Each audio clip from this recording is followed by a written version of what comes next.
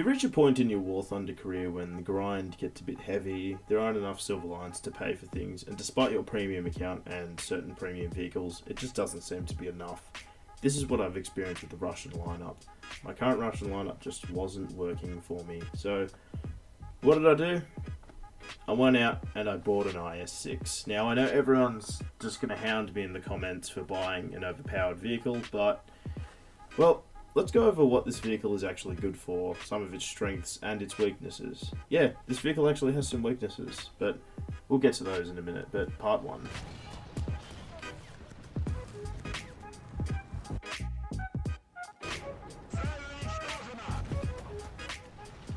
So let's go over firepower. This tank is armed with 122mm D30 cannon. Now this is an upgrade over the previous D25T cannon used by the IS-2, and the distinct difference here is this thing has a slightly higher rate of fire. I don't know, for some magical reason this thing can shoot a bit faster. I'm not sure the exact history behind it, but all I know is that the gun has a little bit of a higher rate of fire. Mine, with an expert crew, is at about 17.1 seconds. I know it can probably go a bit lower than that, but hey.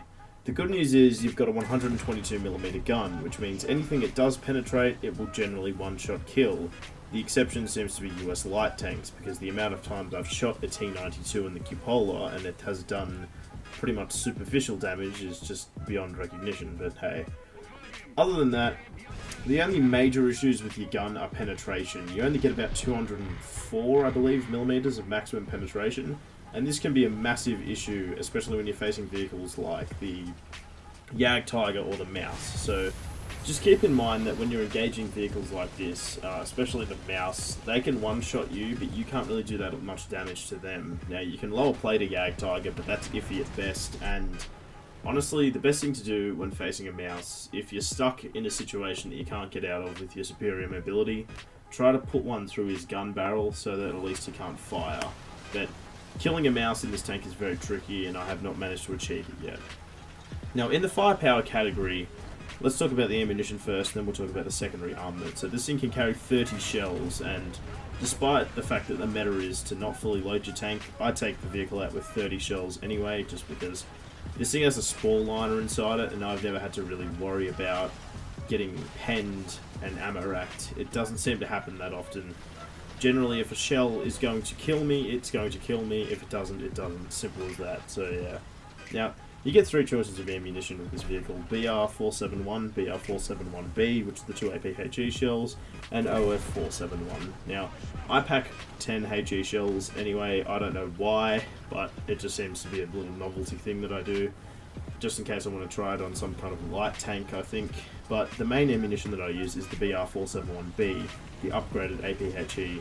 It's actually an APHE BC round, and it has a 5 meters per second higher muzzle velocity. It has the exact same mass, TNT equivalency, all that other stuff, but it has better normalization values than the previous shell and slightly more penetration, so I'm not sure why you would choose any other type of ammunition.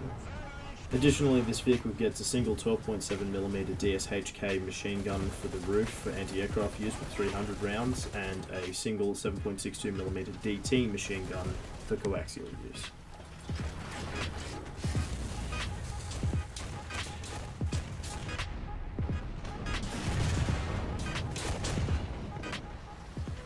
Now, many will lead you to believe that the reason this vehicle is so overpowered is because of its armor, and I believe that's simply not true, and I'll tell you why. This vehicle's armor is actually quite deceptive.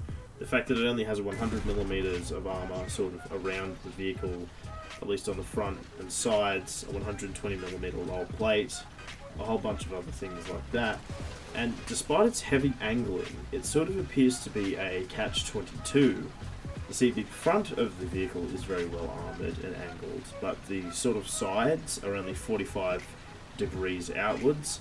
Long 88s can and will penetrate that, you know, if it's flat on, and I've experienced that myself.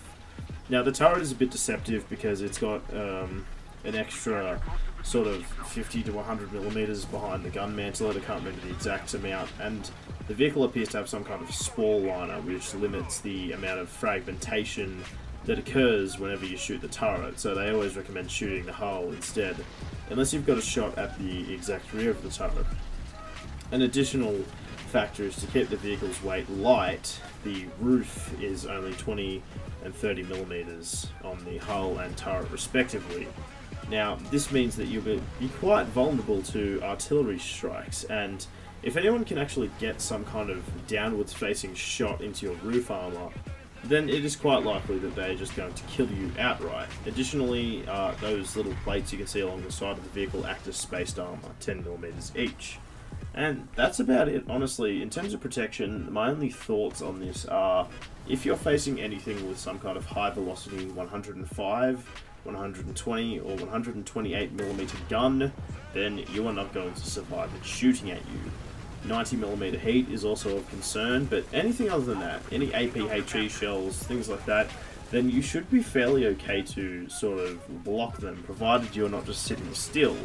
And this is the other aspect of the vehicle's protection that I'd like to talk about.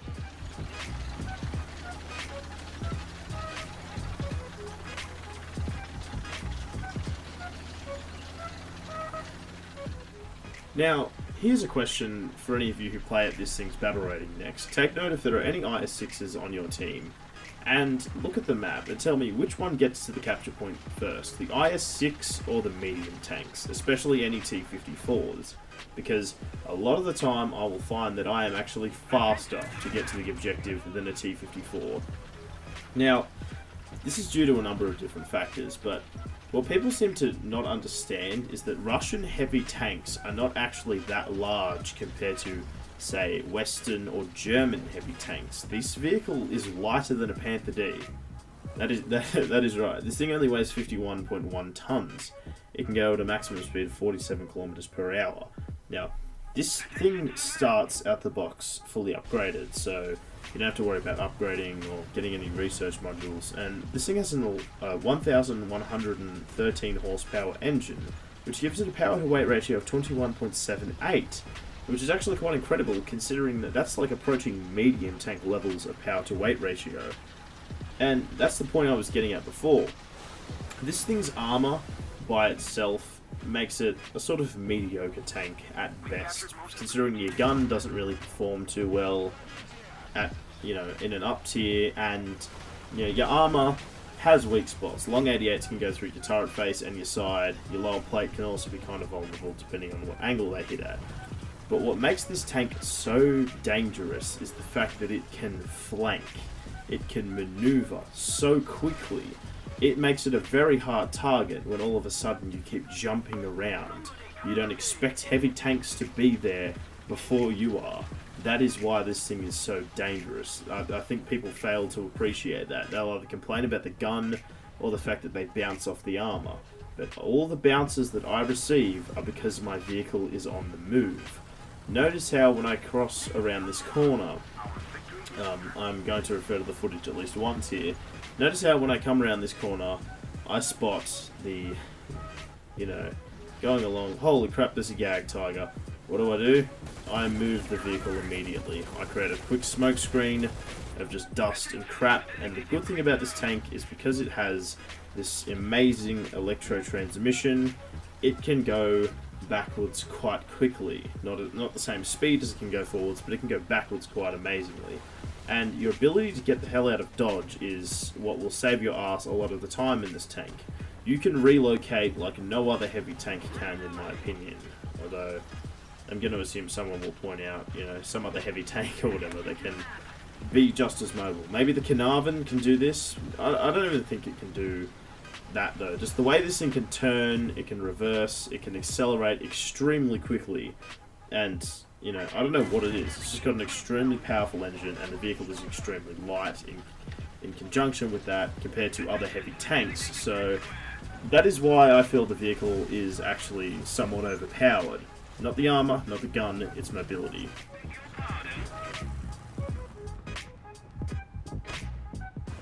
So in conclusion, I believe that there are two sides to every argument. There are those people who inherently believe that anyone who drives this tank is a scumbag and shouldn't be playing this game.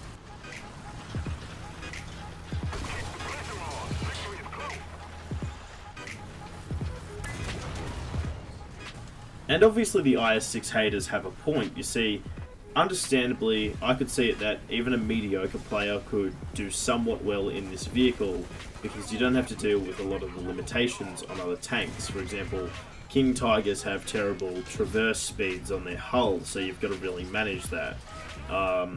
You know, other tanks don't have the same sort of general purpose all-round mold that the IS-6 does. However, in defense of the IS-6, like I said, it is not. I don't believe the firepower or the armor are anything to do with how broken some people may perceive this tank to be. Simply look at the IS-4. The IS-4 gets to fire the same, if not better, ammunition out of its gun, and has more armor. But because it's slower, or relatively slower, it's still somewhat nimble for a heavy tank. Because it's slower, it doesn't get that same hatred and stigma. So, yeah, I don't know. If you want to buy this tank, just try it out for yourself. If you've got that kind of capital, I'd recommend doing so. Overall, it's a great way to grind out your Russian tech tree. However, none of us are safe from airstrikes.